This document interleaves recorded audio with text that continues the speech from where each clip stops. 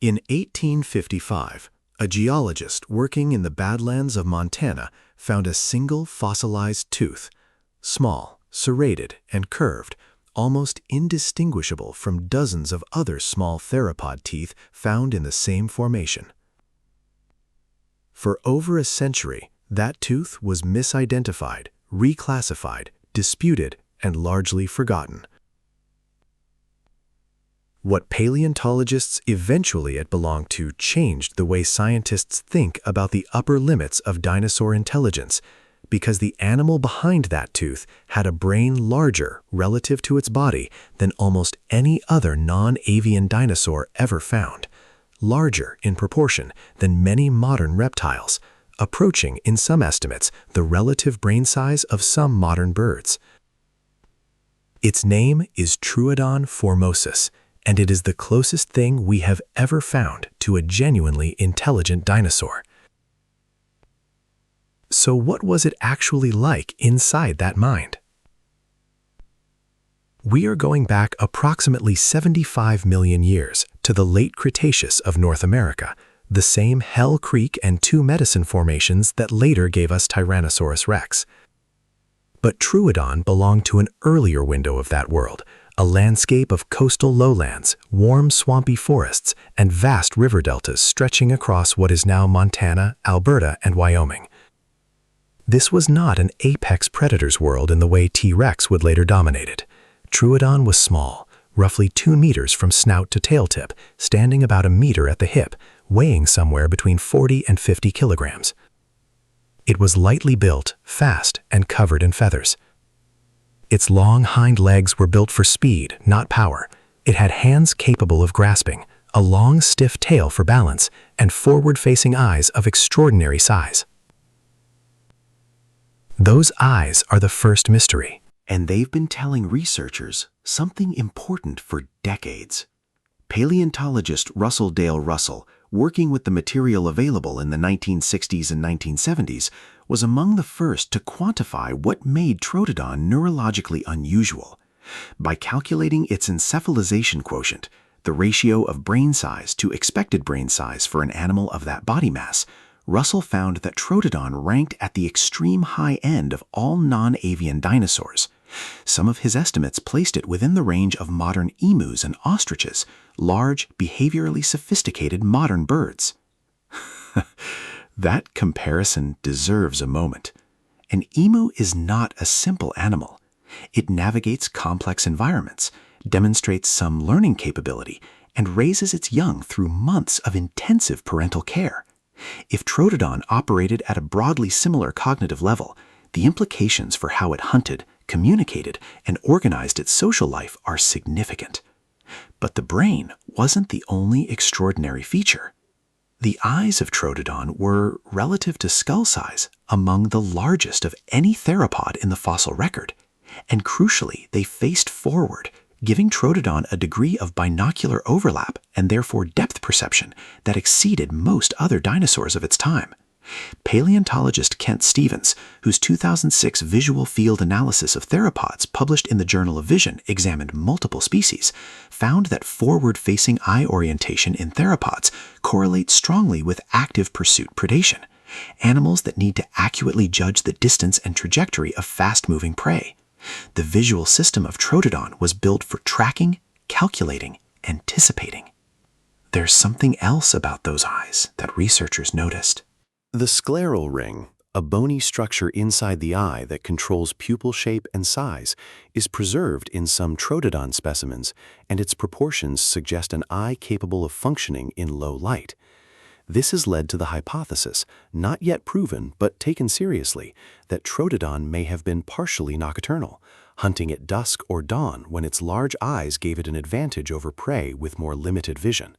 If that's correct, it hunted in the dark, with precision, using depth perception and low light capability that most of its contemporaries simply didn't have. If this kind of investigation, the forensic reconstruction of how ancient minds actually worked, is the kind of science that keeps you watching, subscribe now. The expeditions ahead go even deeper. The fossil record of Troodon is frustratingly incomplete. Most of what we know comes from teeth, partial limb bones, and a small number of skull fragments. But what those fragments preserve is enough to give paleoneurologists a meaningful picture of brain structure. The forebrain appears to have been proportionally well developed. The optic lobes, the brain regions dedicated to visual processing, were large, consistent with the extraordinary eyes the skull housed.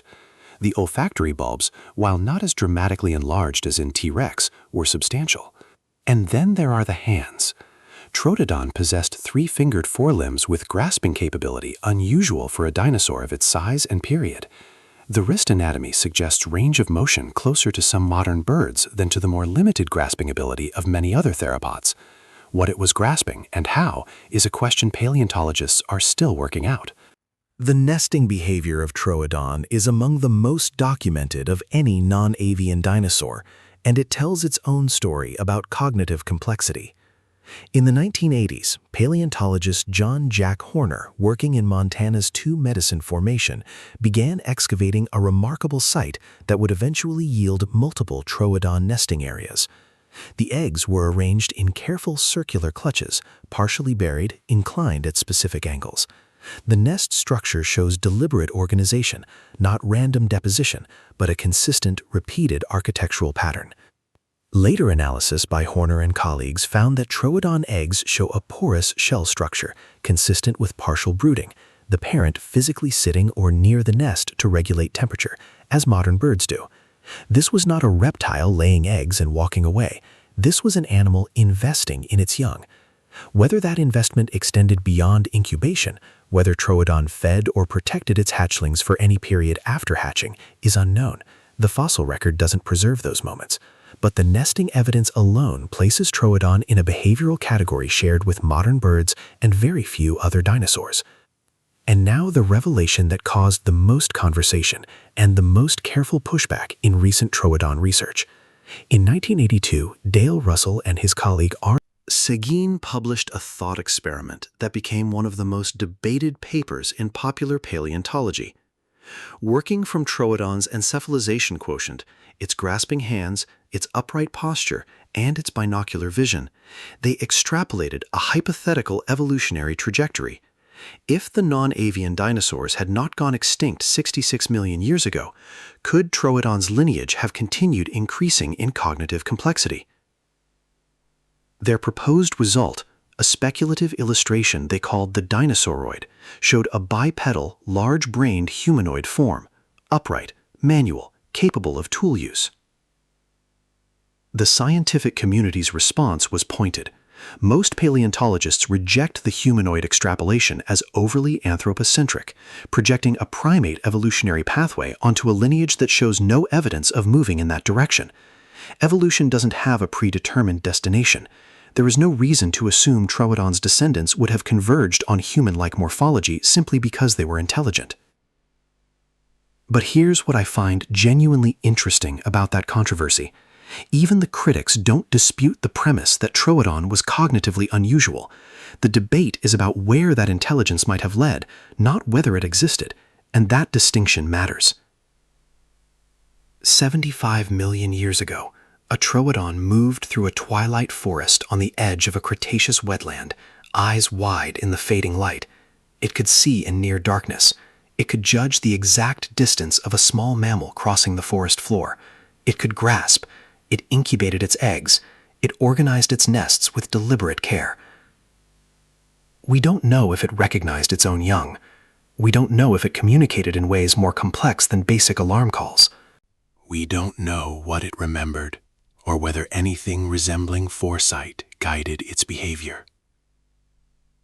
What we do know is that of all the non-avian dinosaurs preserved in the fossil record, this one came closest to whatever threshold separates reactive behavior from something more.